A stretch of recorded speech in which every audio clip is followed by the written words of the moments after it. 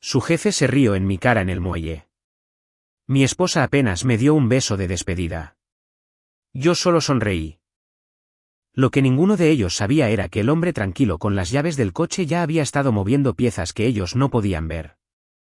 Para el segundo día, nada en ese barco volvería a ser lo mismo. Mi nombre es Ronald Arroz. Tengo 56 años. Pasé la mayor parte de mi carrera como CFO para una empresa industrial de tamaño mediano de Columbus, Ohio. El tipo de empresa de la que nadie escribe perfiles en revistas, pero que silenciosamente mueve productos y silenciosamente genera dinero. Me retiré temprano, hice la transición a la inversión privada, según la mayoría de las medidas externas, la vida era exactamente lo que un hombre de mi edad se suponía que debía querer. Una bonita casa en los suburbios, 2 hijos adultos, una esposa con un título y un calendario lleno de conferencias. Parecíamos una historia de éxito. Gloria era directora de personal en Banty Forward, una agencia de desarrollo de liderazgo dirigida por un hombre llamado Todd Fielding. Todd se consideraba un visionario corporativo. Tenía el tipo de confianza que llena una habitación antes que él. Opiniones a viva voz y camisas más ruidosas. Lo conocí 2 veces en cenas de empresa y ambas veces me levanté de la mesa sintiendo que me habían hablado a mí, no conmigo. A Gloria le encantaba trabajar para él. Lo llamaba transformador. Yo lo llamaba un hombre al que nunca le habían dicho que no lo suficiente. El crucero fue idea suya. 3 días en el mar frente a la costa del Golfo.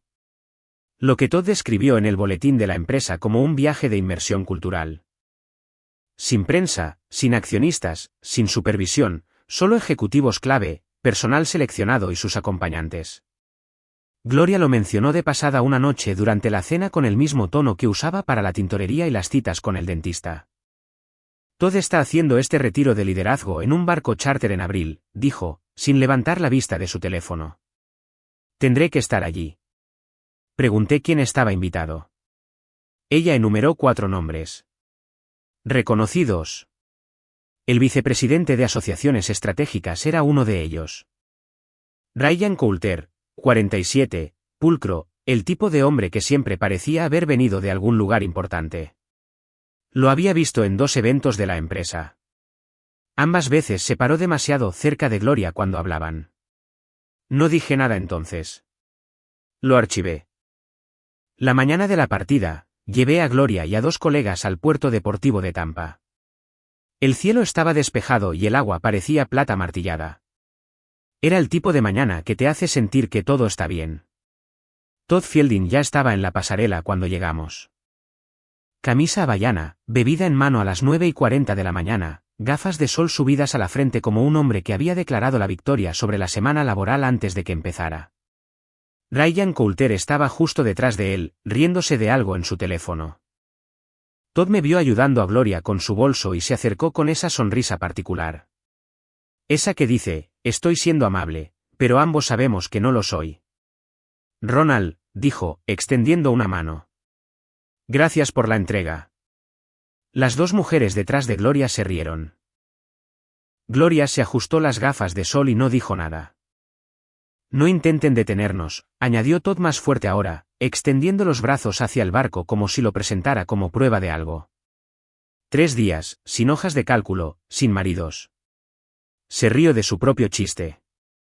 Ryan también se rió, justo a tiempo. Miré a Todd Fielding, su bebida, su sonrisa, su absoluta certeza de que el mundo estaba dispuesto para su comodidad, y le devolví la sonrisa lenta y fácil. Ni lo soñaría, dije. Gloria me besó en la mejilla. Sus labios apenas hicieron contacto. No empieces nada, murmuró lo suficientemente bajo para que solo yo pudiera oír. Solo me estoy despidiendo, le dije. Ella mantuvo mi mirada un segundo más de lo cómodo, luego se dio la vuelta y subió por la pasarela. Todd le dijo algo a Ryan. Ambos se rieron de nuevo. La tripulación del muelle comenzó a enrollar las amarras. Me quedé allí y vi cómo el barco se alejaba del muelle. Mi teléfono vibró. Era Kyle, mi hijo mayor, de 29 años, y actualmente viviendo a 40 minutos en un condominio que mi dinero, técnicamente nuestro dinero, aunque Gloria se encargó de la transferencia, ayudó a amueblar. Ya se fue, me envió un mensaje. Acaba de irse, le respondí. Bien por ella. Lo necesitaba. Me guardé el teléfono en el bolsillo y volví a mi coche. En el asiento del pasajero había una carpeta de cuero sin marcar por fuera. Dentro había 41 páginas.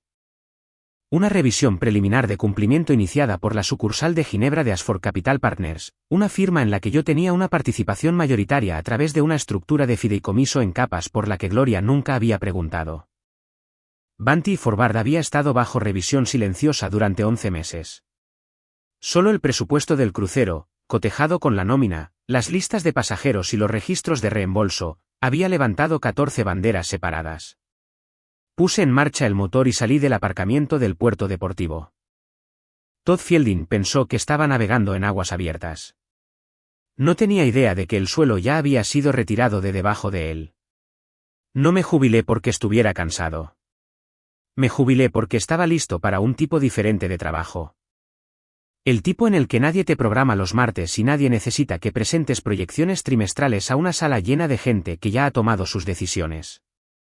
Dejé el título de CFO a los 52 años con una reputación limpia, una red sólida y suficiente capital para comenzar a construir algo más tranquilo y considerablemente más duradero. Ashford Capital Partners comenzó como un acuerdo de consultoría, reestructuración de deuda para empresas medianas con bajo rendimiento. Trabajo árido, del tipo que Gloria ignoraría después de la segunda frase. Yo lo prefería así.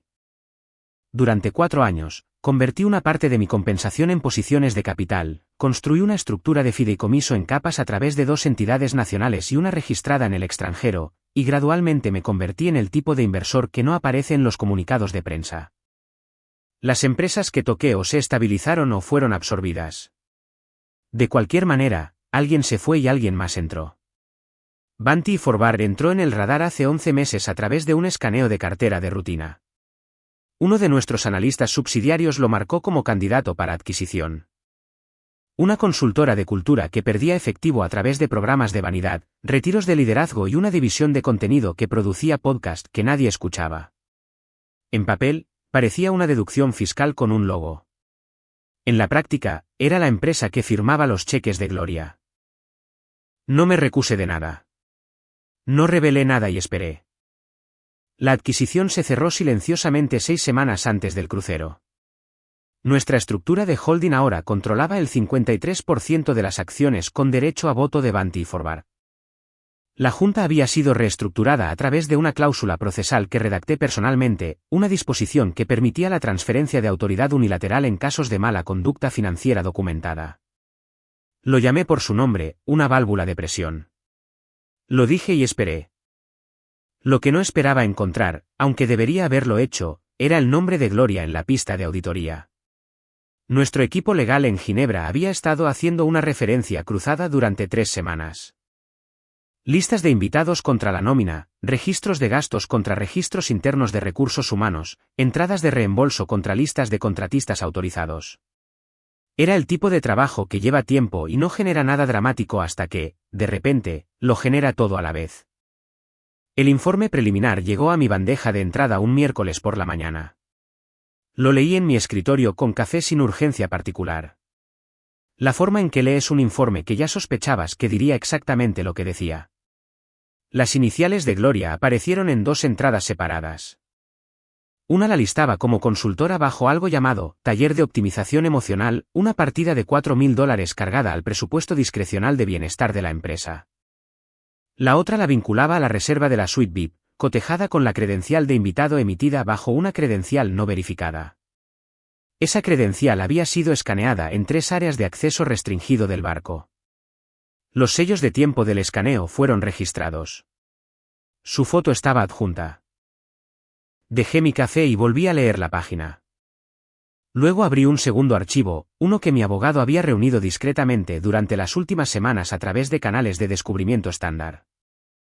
Contenía algo que no había pedido, pero que medio esperaba, un registro de una consulta que Gloria tuvo con un abogado de derecho familiar hace 8 meses.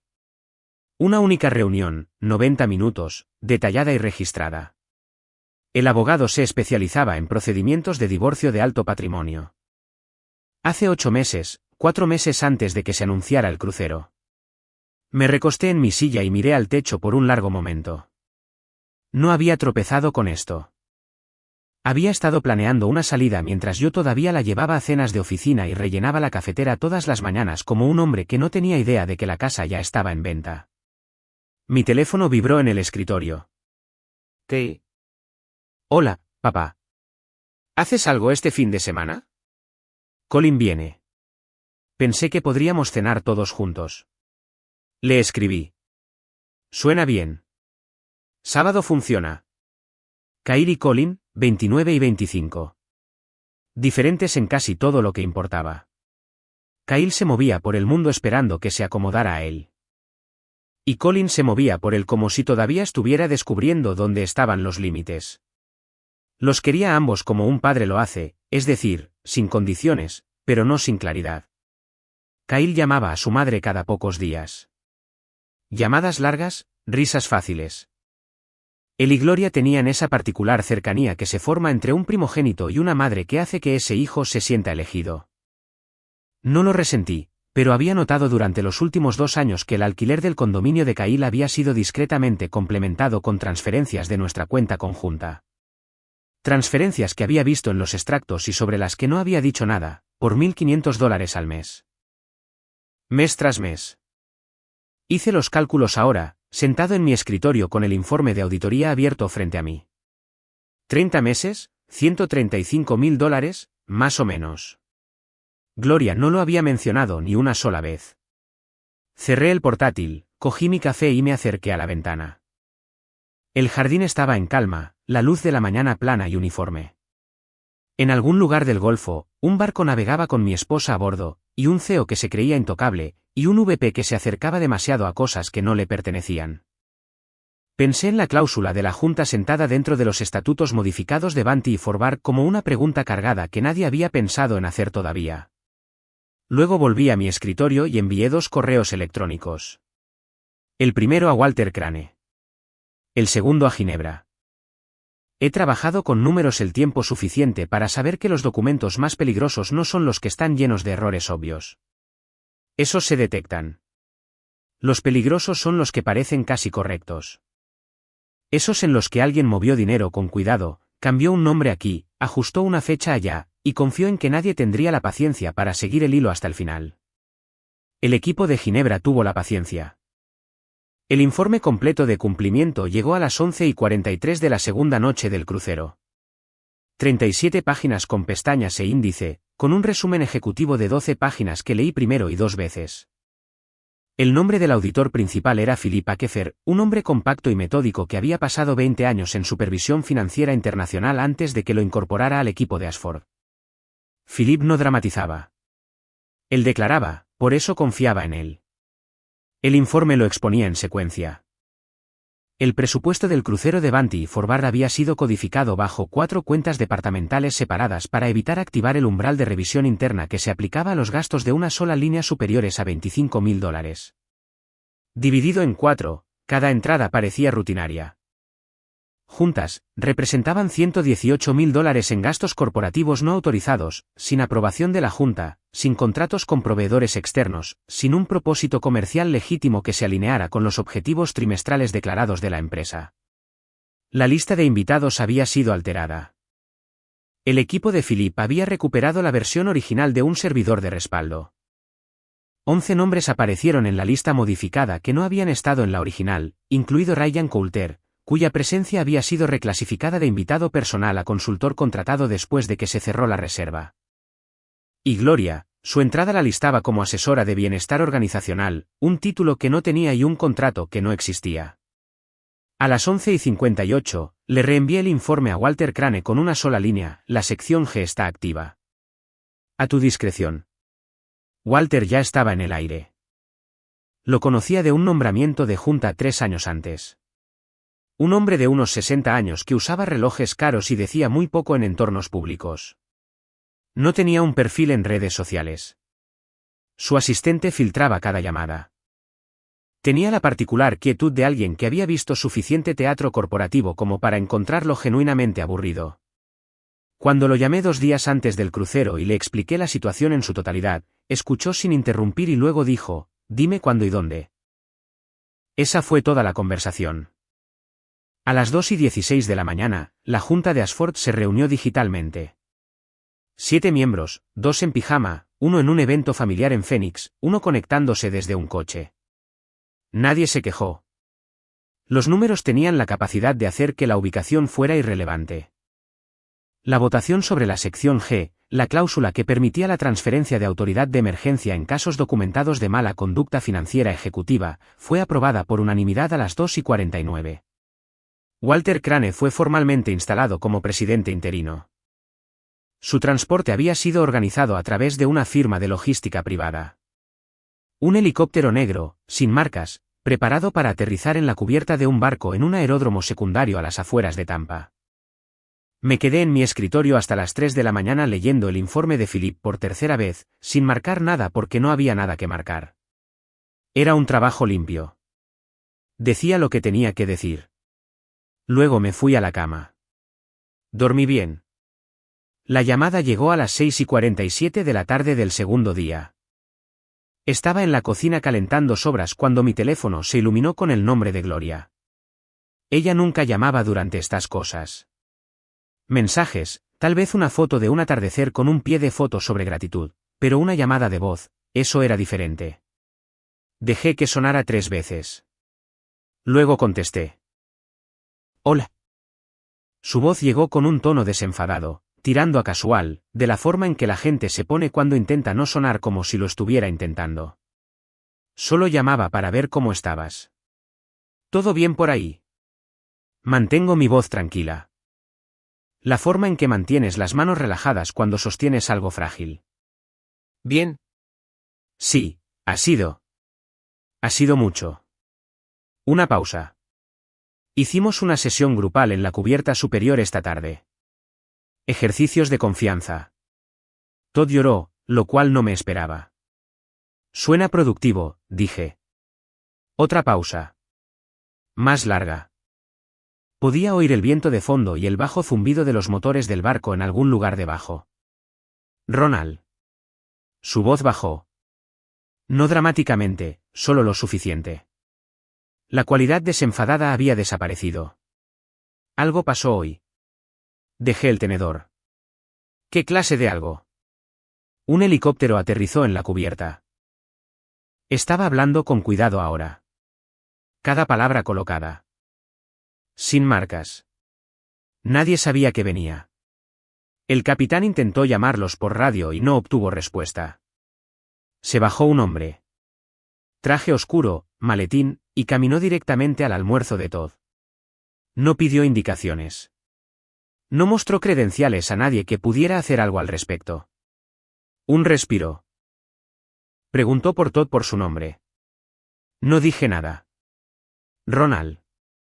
Su voz bajó aún más, casi un susurro ahora. ¿Qué hiciste? La pregunta se cernía entre nosotros como algo caído en un suelo duro. No estoy seguro de lo que quieres decir, dije. No.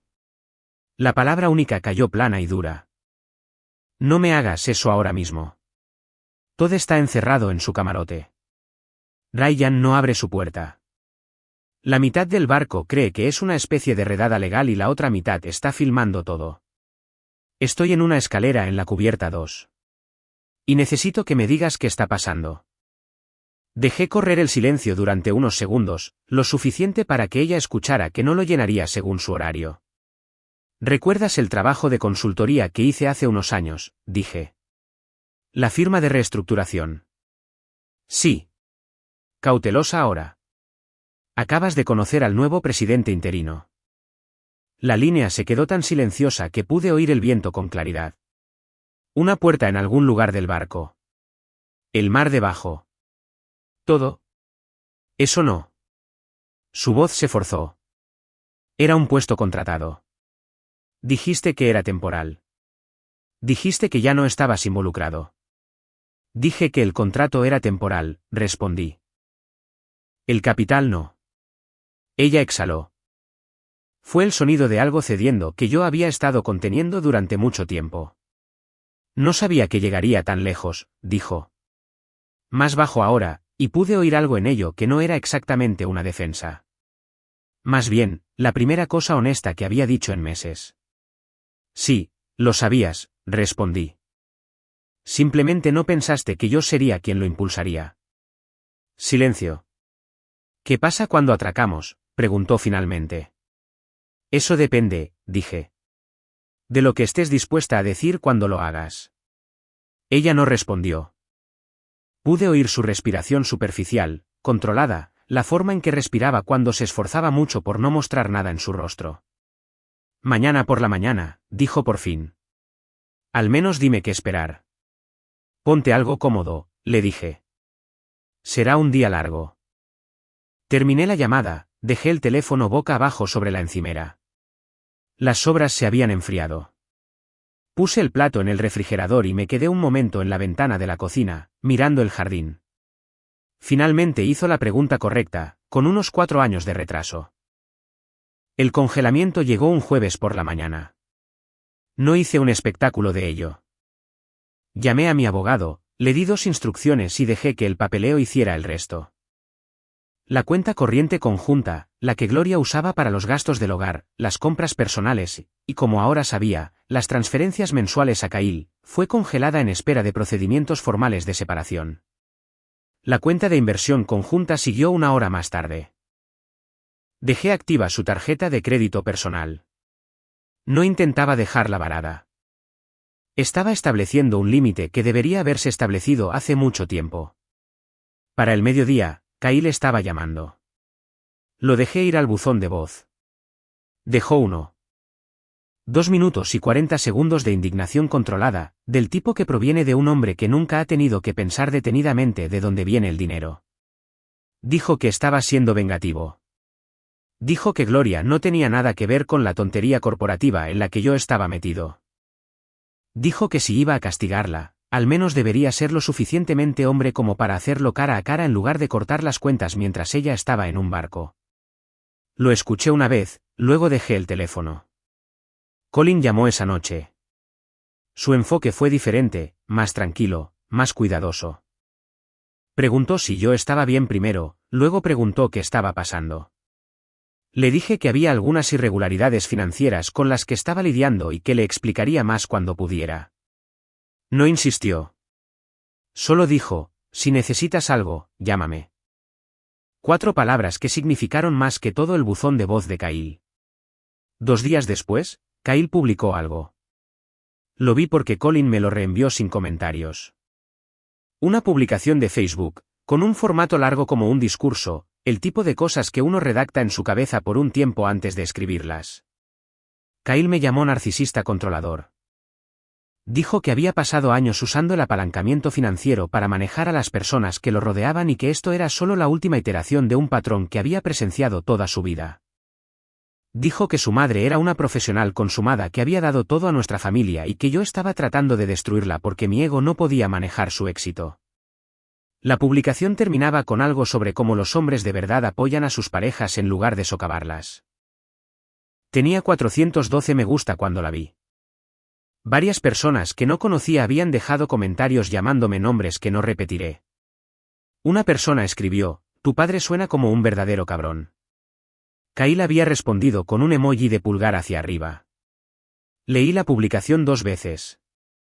Luego cerré el navegador y volví a los documentos de cumplimiento que había estado revisando. No respondí, ni pública ni privadamente, ni una sola palabra. Ese silencio, resultó, fue lo que más enloqueció a Kyle. Llamó 2 veces más durante los siguientes 3 días. Ambas veces lo dejé sonar. Me envió un mensaje, al menos ten las agallas de defenderte. Luego, tu silencio prueba todo lo que dije. Luego, a las 11 de la noche, voy a hablar con alguien en el Courier. La gente debería saber qué clase de hombre eres. Leí cada mensaje y volví a guardar el teléfono en el bolsillo. Colin, mientras tanto, había estado pensando por su cuenta. Me llamó un martes por la tarde, y había algo diferente en su voz, un peso que no había estado allí antes. Papá, dijo, necesito preguntarte algo, y necesito que seas sincero conmigo. Adelante. Mamá ha estado recibiendo dinero de la cuenta conjunta cada mes. ¿Mucho? ¿Sabías eso? Le dije que lo sabía. Se quedó en silencio un momento. Kyle también lo sabía, ¿verdad?, dijo Colin, no era exactamente una pregunta. No sé lo que Kyle sabía, dije. Sé lo que muestran los registros bancarios. Otra pausa. De acuerdo, dijo finalmente con el tono de un hombre que recalibra algo. De acuerdo. No dijimos mucho después de eso, pero algo había cambiado. Podía oírlo. El lunes siguiente, Kyle llamó a un periodista del Columbus Courier. Le propuso lo que llamó una exclusiva, una historia sobre un CFO jubilado que usaba la maquinaria corporativa como arma personal contra su esposa. El periodista, para su crédito, comenzó a investigar. En 48 horas, el periodista había encontrado los documentos públicos de cumplimiento, la resolución de la Junta y el resumen de la auditoría que se había presentado a la Oficina de Supervisión Financiera del Estado. Volvió a llamar a Kyle con una lista de preguntas que Kyle no esperaba. La historia que se publicó 3 días después no era la historia que Kyle tenía en mente. El barco llegó 2 horas antes de lo previsto.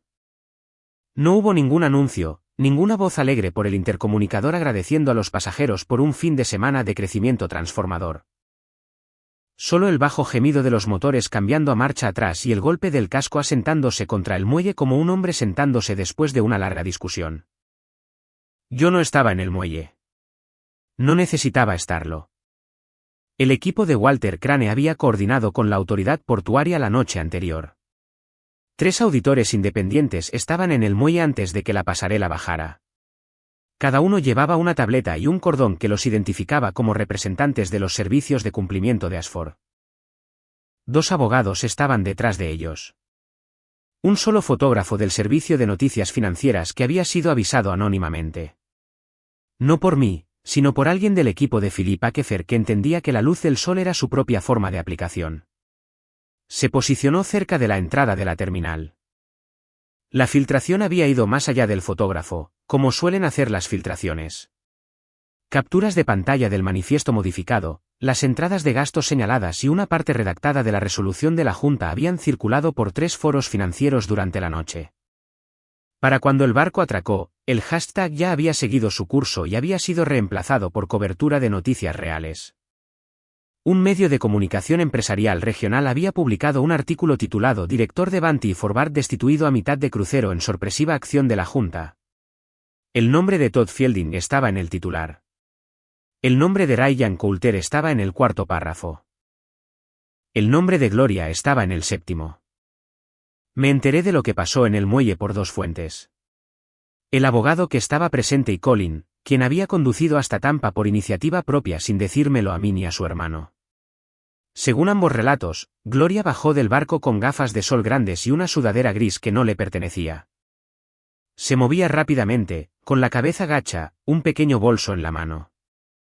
Recorrió aproximadamente 30 pies antes de que un reportero del medio de comunicación empresarial la reconociera del sitio web de la empresa y la llamara por su nombre. Se detuvo. Ese fue su primer error. El segundo fue darse la vuelta. El reportero hizo 3 preguntas en rápida sucesión. ¿Era consciente de las entradas de facturación fraudulentas en el momento del crucero? ¿Consintió en ser incluida como consultora contratada? ¿Podría explicar los registros de acceso de la credencial de invitado en áreas restringidas? Gloria no dijo nada. Se dio la vuelta hacia la terminal y siguió caminando, pero el registro de la credencial, los archivos de gastos y el manifiesto modificado ya estaban en el dominio público. Su silencio no era protección. Era confirmación. Colin me llamó desde el estacionamiento afuera de la terminal, con la voz tensa. Papá, está mal. Hay cámaras. Ella se detuvo. Ella se veía como si supiera exactamente a dónde iba. ¿Estás bien?, pregunté. Estoy bien. ¿Solo qué? No sabía que sería así. Ahora lo sabes, dije. No con dureza, solo con honestidad. Para cuando Gloria llegó a casa esa tarde, Recursos Humanos le había suspendido las credenciales de acceso. Su portátil de la empresa había sido marcada para su recogida.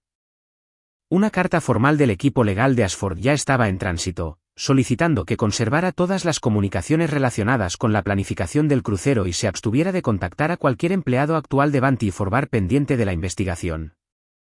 Entró por la puerta trasera y se quedó en el umbral de la cocina, con los brazos cruzados, el rostro pálido bajo los restos de un bronceado de fin de semana. Sabían mi nombre, dijo. Los periodistas, los auditores, todos. Tu nombre está en los expedientes, dije. Yo estaba en la mesa de la cocina con una taza de café, un documento abierto frente a mí. No me levanté. Solo estuve allí, Ronald. No estaba dirigiendo nada. La miré.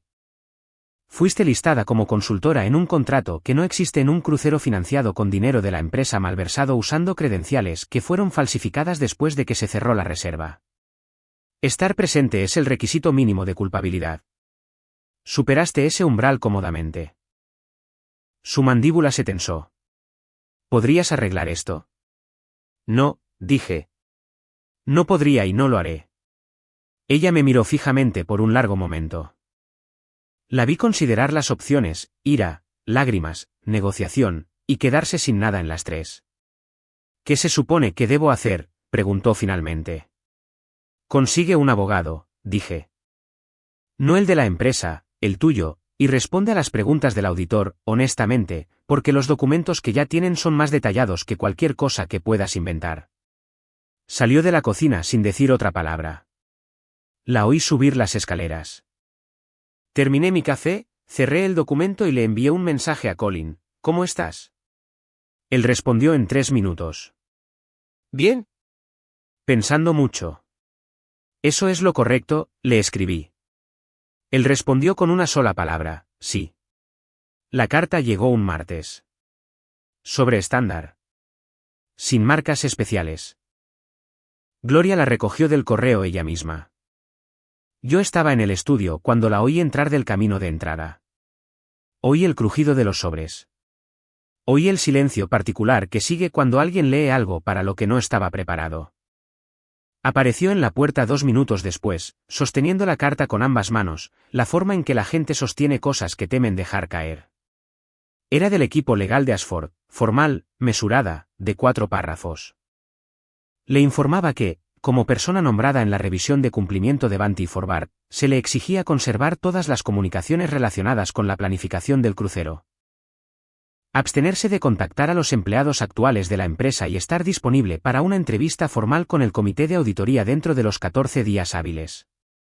Una línea cerca del final señalaba que cualquier intento de alterar, eliminar u ocultar documentación sería tratado como obstrucción intencional y anularía la elegibilidad para indemnización o beneficios continuos. La leyó de pie en el umbral. Luego la leyó de nuevo.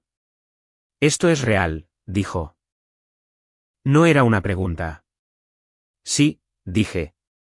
Me van a quitar la indemnización. Eso depende de lo que encuentre la auditoría y de cómo respondas. Su mandíbula se tensó.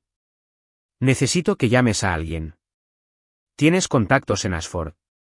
Puedes aclarar que yo no fui la arquitecta de nada de esto. Puedes decirles que Ryan manejó la logística y que yo solo estaba. Solo que, dije. Solo presente. Solo listada como consultora en un contrato que nunca existió. Solo la persona cuya credencial fue escaneada en áreas restringidas a las 2:17 de la mañana. Ella dejó la carta sobre la mesa auxiliar. ¿Estás disfrutando de esto?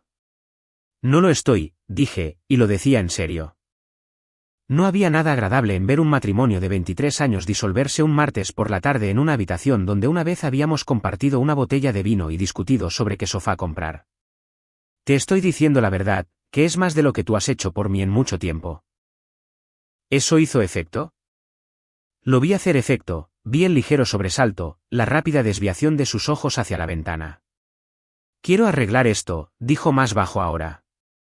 Algunas cosas no se arreglan, dije. Simplemente se resuelven. Salió de la habitación. La oí hablar por teléfono arriba. Su abogado, supuse. Bien. Ese era el movimiento correcto, aunque fuera unos días tarde. Lo que no supe hasta que Colin me lo dijo esa noche fue que Kyle ya había llamado al courier. Colin se había enterado por un conocido mutuo. Aparentemente, Kyle había estado hablando de ello abiertamente, tratándolo como una estrategia. El periodista se llamaba Dennis Albrecht, un escritor de nivel medio del departamento de negocios que cubría historias corporativas regionales y alguna que otra pieza de interés humano. Kyle le había dado lo que él creía que era una narrativa convincente. CFO jubilado usa maquinaria corporativa como arma personal contra su exitosa esposa. Dennis Albrecht fue minucioso. En 48 horas, había obtenido los documentos de cumplimiento públicos, la resolución de la Junta, la presentación a la Supervisión Financiera del Estado y un resumen de los hallazgos de la auditoría que se habían puesto a disposición a través del proceso estándar de registros públicos. Volvió a llamar a Kyle con una lista de preguntas que incluían: ¿era consciente de que su madre figuraba como consultora en un contrato inexistente? ¿Puede comentar sobre las entradas de gastos que llevan sus credenciales? ¿Es cierto que consultó a un abogado de divorcios 8 meses antes del crucero? Kyle, aparentemente, le dijo a Dennis que necesitaba tiempo para investigar algunas cosas. La historia que apareció en el Courier 4 días después se tituló Auditoría de Banti y Forward expone fraude en crucero. Ejecutivo destituido, varios empleados bajo revisión. El nombre de Gloria apareció en el 6º párrafo. La historia era factual, mesurada y exhaustiva. No hacía mención de un marido vengativo. Hacía una mención extensa de manifiestos falsificados, gastos no autorizados y uso indebido de credenciales. Kyle me llamó la noche en que se publicó la historia. La primera vez en 9 días. Eso no era lo que pretendía, dijo. Lo sé, respondí. Dennis dijo que tenía documentos de los que yo no sabía nada. La mayoría de la gente que investiga suele tenerlos, dije. Una larga pausa. ¿Ella realmente está en los expedientes? Sí. Otra pausa. Más larga. Sabías antes de que se fuera en ese crucero, ¿verdad? No era exactamente una acusación. Más bien, un hombre haciendo aritmética en voz alta y llegando a una respuesta que no esperaba. Sabía lo suficiente, dije. Kyle no respondió a eso. Se quedó en la línea durante otro minuto sin hablar, lo cual para Kyle era extraordinario. No era un hombre cómodo con el silencio. Luego dijo que tenía que irse y colgó. No se disculpó por la publicación de Facebook. No retractó nada públicamente, pero las llamadas cesaron y los mensajes de texto cesaron. Y la próxima vez que vi su nombre, no era un mensaje a Colin preguntando si los dos podían cenar. Cosas pequeñas, pero se registraron. Mientras tanto, Todd Fielding había presentado una demanda civil contra mí personalmente. Su abogado envió una carta alegando que la acción de la Junta constituía una adquisición hostil ejecutada de mala fe y en violación de los acuerdos de accionistas. La demanda era creativa. Se lo concedo. Su abogado había encontrado un argumento estrecho en torno a la sincronización del activador de la sección G en relación con la ventana de notificación del beneficiario efectivo. Leí la queja un sábado por la mañana con café. Luego me senté en mi escritorio y pasé 4 horas redactando un escrito de respuesta yo mismo. No porque no pudiera permitirme uno mejor, sino porque conocía los documentos mejor que cualquier abogado que pudiera haber contratado. 22 páginas, totalmente citadas con 3 anexos. Se lo envié a mi abogado con una nota. Revisar y archivar tal cual, a menos que encuentres un error. Me devolvió la llamada en 2 horas. No hay errores, dijo. Este es el escrito de respuesta más limpio que he leído en una década. El juez desestimó la demanda 11 días después. 12 minutos de argumentos orales, luego una denegación rotunda. Todd Fielding abandonó el tribunal en un sedán oscuro. Sin declaración, sin conferencia de prensa, solo un hombre con mocasines caros que finalmente se había quedado sin margen de maniobra. Gloria entró en la cocina esa noche mientras yo cocinaba. Se quedó en el mostrador un momento sin hablar. Me enteré de la demanda, dijo por fin. Está resuelta, le dije. ¿Escribiste el informe tú mismo? Sí. Se quedó en silencio un momento. Olvidé que podías hacer eso, dijo. Y había algo en su voz, no admiración exactamente, sino una especie de reconocimiento, como si estuviera viendo una versión de mí que había archivado hace mucho tiempo y asumido que se había desvanecido. No respondí. Me volví hacia la estufa. Algunas cosas no necesitan respuesta. La declaración estaba programada para el jueves por la mañana en una sala de conferencias en el centro. Terreno neutral, como suelen ser estas cosas. Una mesa larga, 2 abogados a cada lado, un estenógrafo en la esquina, y el frío institucional específico que se siente cuando cada palabra se registra permanentemente. El abogado de Gloria había solicitado que compareciera para ser interrogado en relación con el cronograma de la adquisición y mi papel en la acción de la Junta. Mi abogado había accedido con la condición de que el alcance se limitara a asuntos corporativos documentados. El lado de Gloria había presionado. Habíamos pasado una semana negociando los parámetros. Nada de eso importó una vez que el abogado de Gloria hizo su movimiento inicial. Me pidió que describiera en detalle mi conocimiento de las actividades de Gloria en los 12 meses anteriores a la acción de la Junta. Un marco estándar. Respondí citando precisamente documentos en lugar de impresiones. Luego cambió, me preguntó si estaría de acuerdo en que había usado mi posición como accionista controlante para apuntar deliberadamente al empleo de mi esposa como palanca en asuntos matrimoniales personales. Lo miré a través de la mesa. No, dije. La auditoría fue iniciada por irregularidades financieras documentadas. Mi relación personal con una de las personas nombradas no influyó en el cronograma ni en los hallazgos. Él insistió. Yo me mantuve firme. Luego jugó su carta. Preguntó si estaría de acuerdo en que Gloria había sido una cónyuge leal y dedicada que, en sus palabras, había subordinado sus ambiciones profesionales para apoyar mi carrera durante nuestro matrimonio. Mi abogado objetó el encuadre. La objeción fue anotada. Respondí de todos modos. Gloria tomó decisiones profesionales que encontró satisfactorias, dije. Las apoyé todas. Pagué 2 programas de posgrado, cubrí su cuenta de desarrollo profesional y nunca le pedí que bajara el ritmo. Lo que no hice fue subordinar mi juicio sobre mala conducta financiera porque la persona involucrada era alguien con quien vivía.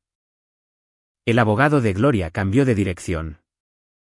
El golpe real llegó 3 días después, no en la sala de declaraciones, sino en el procedimiento del Tribunal de Familia donde Gloria había solicitado una audiencia de emergencia con respecto a los arreglos financieros temporales. Su abogado había presentado una moción argumentando que el congelamiento de la cuenta la había dejado sin recursos adecuados. El juez había accedido a escucharlo. La estrategia legal de Gloria incluía llamar a Kyle como testigo de carácter. Apareció con un blazer de carbón, serio, claramente instruido. Testificó que yo había sido emocionalmente distante durante su infancia, que había usado el control financiero como sustituto de una relación genuina, y que la situación actual era consistente con un patrón de comportamiento que había observado toda su vida. El abogado de Gloria le agradeció y se sentó. Mi abogado se puso de pie. Era un hombre compacto llamado Gerald Finch, de 61 años, 35 años en derecho familiar y corporativo, el tipo de abogado que nunca levantaba la voz porque nunca lo necesitaba. Miró a Kyle por un momento sin hablar. Luego dijo, «Señor Harrow, ¿es usted consciente de que entre hace 31 meses y la actualidad, su madre transfirió aproximadamente $135.000 de la cuenta conyugal conjunta a cuentas asociadas con sus gastos personales?» La expresión de Kyle cambió. «Yo. Ella me ayudó a veces». «Sí». $135.000, repitió Gerald. Transferencias mensuales documentadas. Cantidad consistente. Destino consistente. ¿Se hicieron estas transferencias con el conocimiento de su padre? Kyle miró al abogado de Gloria. Supongo que sí. ¿Se hicieron con el conocimiento de su padre?, preguntó Gerald de nuevo. No lo sé, dijo Kyle finalmente. Gracias, dijo Gerald y se sentó. La sala quedó en silencio por un momento que se extendió más allá de lo cómodo. El juez tomó nota. El abogado de Gloria estudió su blog legal. Kyle se sentó en el estrado de los testigos, con el aspecto de un hombre que acababa de comprender demasiado tarde que había entrado en una sala diferente a la que creía. No miré a Gloria durante nada de esto. No necesitaba hacerlo. Lo que sí noté fue a Colin sentado 3 filas atrás en la galería. Había venido sin que se lo pidieran, Condujo 4 horas para estar presente, y se sentó durante todo el procedimiento con las manos cruzadas sobre las rodillas y el rostro con esa expresión particular que tenía desde los 12 años, atento, midiendo, aún no listo para hablar, pero absorbiendo todo. Después de la audiencia, nos quedamos en el estacionamiento del tribunal. La tarde era fría y brillante, el tipo de día que hace que todo parezca más claro de lo que es. Papá, dijo Colin, necesito preguntarte algo. Adelante. Kyle no sabía sobre las transferencias, ¿verdad? Solo pensó que mamá estaba siendo generosa. Miré a mi hijo menor, de 25 años, más cuidadoso de lo que su hermano había sido nunca, y finalmente de pie en el lugar correcto por las razones correctas. No sé lo que Kyle sabía, dije. Sé lo que se dijo a sí mismo. Colin asintió lentamente. Miró al juzgado por un momento, luego a mí. Ella lo puso en una mala situación.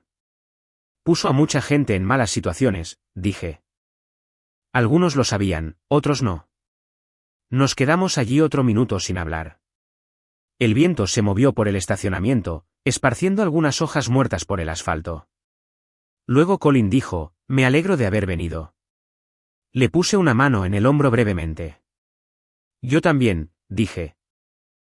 Esa tarde, llegué a casa y fui al garaje. Había estado conteniendo algo durante semanas. El tipo de presión que no se anuncia hasta que lo hace. Cogí una maceta de cerámica que había estado en un estante durante 2 años. Algo que Gloria había comprado en un mercado en algún lugar y nunca encontró un lugar para ella y la tiré contra la pared de bloques de hormigón. Explotó al impactar. Los pedazos se esparcieron por el suelo. Me quedé allí respirando con dificultad durante unos 30 segundos. Luego cogí una escoba y lo limpié. Algunas cosas las llevas hasta que no puedes. Luego las dejas caer con fuerza, limpias los pedazos y vuelves adentro. Colin los encontró un sábado de octubre. Había venido a ayudarme a mover algunos muebles del dormitorio de invitados. Lo estábamos despejando como parte de la reorganización general que se produce cuando un hogar se convierte discretamente en el de una sola persona en lugar de 2. Gloria se había llevado lo que quería en 2 viajes y había dejado el resto. La mayor parte de lo que quedaba era el residuo acumulado de un largo matrimonio. Cajas de cosas que habían parecido importantes en algún momento y que no se habían mirado desde entonces. Colin estaba abriéndose paso por el estante del armario cuando se quedó en silencio. No el silencio casual de alguien concentrado en una tarea. Un tipo diferente. El tipo que tiene peso detrás. Papá, dijo. Me giré de la caja que estaba clasificando. Sostenía un fajo de sobres. No correo oficial, personal, manuscrito, atado con una goma elástica que se había secado y agrietado con la edad. Me los entregó sin decir otra palabra. Conté 11. La dirección del remitente en cada uno era la dirección de casa de Ryan Coulter en Westerville, no la oficina de Banit, su dirección personal. Estaban fechados en un lapso de 7 años. El más antiguo era de la primavera del año en que Kyle se graduó de la escuela secundaria. El más reciente era de hacía 14 meses. Me senté al borde de la cama y leí 2 de ellos. Eso fue suficiente. No eran comunicaciones profesionales. No eran ambiguas. 7 años. El crucero no había sido el comienzo de nada. Había sido una continuación de algo que había estado funcionando silenciosamente bajo la superficie de nuestro matrimonio durante más tiempo de lo que yo había tenido razones para sospechar. Volví a meter las cartas en los sobres, puse el fajo en la mesita de noche, me senté allí un momento con las manos en las rodillas. Colin estaba de pie en el umbral del armario, sin hablar, dándome espacio para procesar sin sentirme agobiado. Era bueno en eso. Lo había sido desde que era adolescente. Siempre supo cuándo quedarse cerca y cuándo dar espacio. 7 años, dije finalmente. No a él realmente, solo en voz alta. Lo siento, papá, dijo en voz baja. No lo sientas, le dije. Tú no hiciste nada.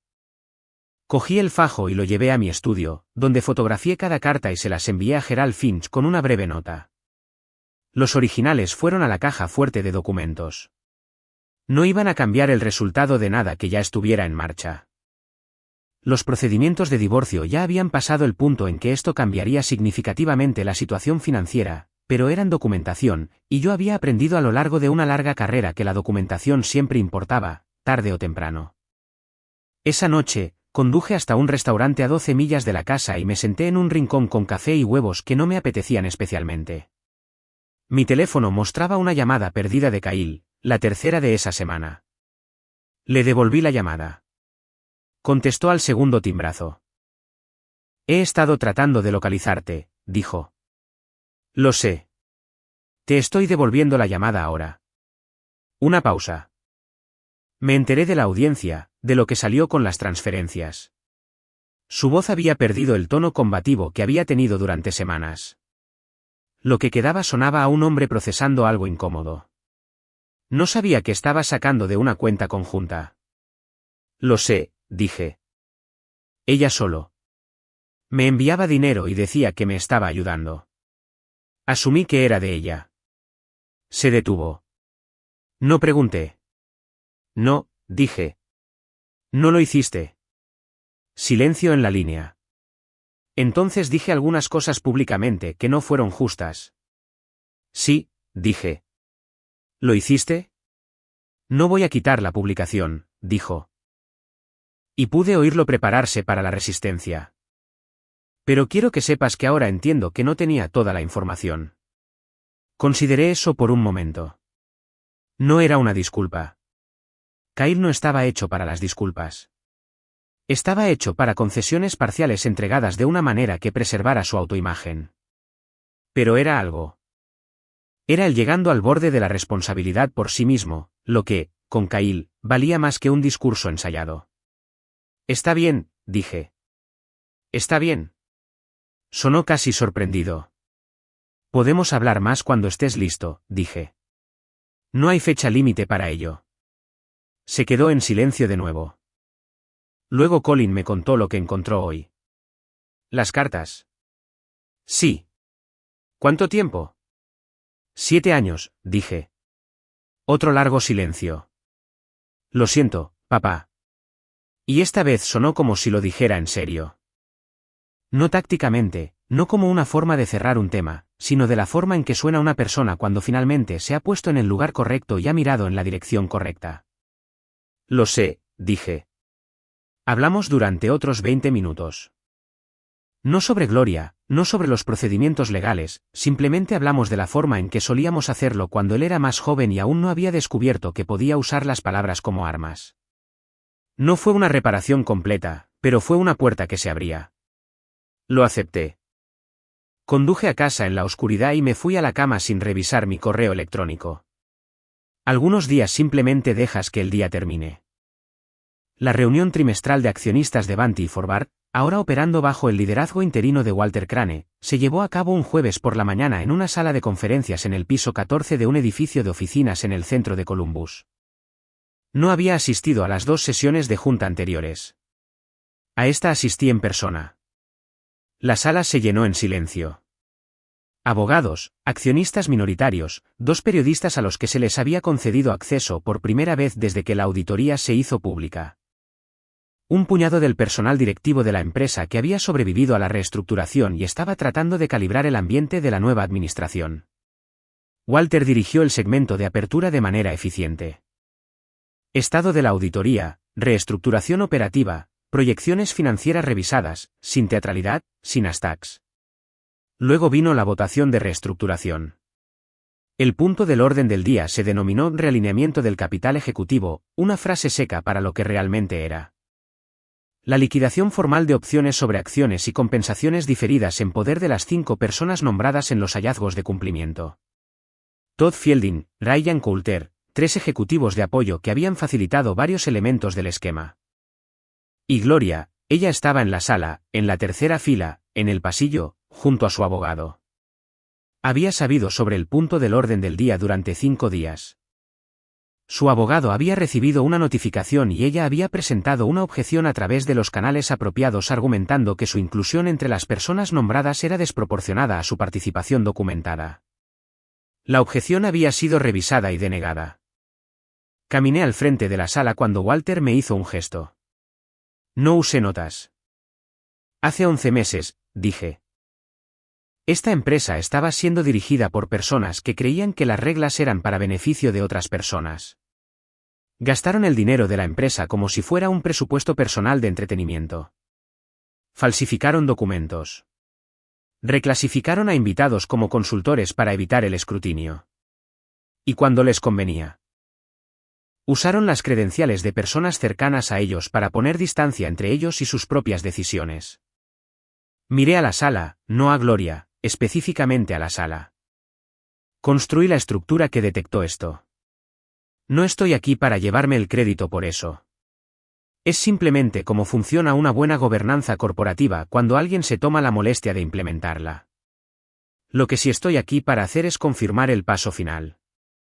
Me giré hacia la pantalla detrás de mí, una sola diapositiva. Confirmar la liquidación de capital. 5 nombres. Esto no se trata de quejas personales, dije. Se trata de responsabilidad. La misma responsabilidad que esta empresa debería haber tenido incorporada en sus cimientos desde el principio. Hice clic en confirmar. El director legal al otro lado de la mesa asintió. La moción fue aprobada. El abogado de Gloria tomó nota sin levantar la vista. Gloria misma se sentó muy quieta, con las manos cruzadas sobre la mesa frente a ella, sin mirarme a mí ni a la pantalla. La reunión continuó durante otros 40 minutos. Asistí, respondí 2 preguntas de accionistas minoritarios sobre el cronograma de reestructuración y me fui cuando se levantó la sesión. En el ascensor, Walter se paró a mi lado. Limpio, dijo. Ese es el objetivo, respondí. Afuera, el aire de noviembre era frío y directo. Como Ohio se pone cuando el otoño se rinde y el invierno deja de fingir. Me quedé en la acera un momento y miré el edificio. 14 pisos de vidrio y acero zumbando con lo que estuviera haciendo ahora, pero la gente que lo dirigía era gente diferente. Mi teléfono vibró. Colin. ¿Cómo fue? Le respondí. Terminado todo. 3 puntos aparecieron entonces. Bien. Cena el domingo. Sí, escribí. Me guardé el teléfono en el bolsillo de mi abrigo y me dirigí al estacionamiento. Detrás de mí. El edificio siguió funcionando. Reuniones en salas, decisiones tomadas, negocios ordinarios de martes ocurriendo en la nueva normalidad. 2 semanas después, el divorcio fue finalizado. Gloria recibió un acuerdo que reflejaba lo que la ley requería y nada más. El hogar 4 meses después, me mudé a un lugar más pequeño en el lado este de Columbus, un apartamento de 2 habitaciones con un estudio, una cocina decente y un porche trasero que daba a un grupo de robles que valdría la pena contemplar en primavera. Ryan Coulter resolvió el componente civil de los hallazgos de cumplimiento por una suma que no revelaré. Su carrera profesional en Columbus estaba terminada. La agencia de liderazgo de Todd Fielding solicitó la liquidación del capítulo 7 8 meses después de su destitución. La marca que había construido sobre credibilidad prestada y fondos malversados resultó no tener fundamento sin ninguno de los dos. Kyle y yo cenamos en diciembre, solo nosotros 2, en un asador cerca de su casa. No mencionó la publicación de Facebook y yo tampoco. Hablamos de su trabajo, de una mujer con la que había estado saliendo, de si quería ir a algún lugar cálido para las vacaciones. No era lo que habíamos tenido antes, pero era real, lo cual era más de lo que habíamos tenido en los últimos años del matrimonio. Colin vino al nuevo lugar el primer fin de semana que me instalé. Trajo una botella de algo decente, y nos sentamos en el porche trasero hasta que la temperatura lo hizo impráctico. Me preguntó una vez, cerca del final de la noche, si estaba bien. Mejor de lo que he estado en años, le dije. 1 minuto. Asintió como si hubiera esperado esa respuesta.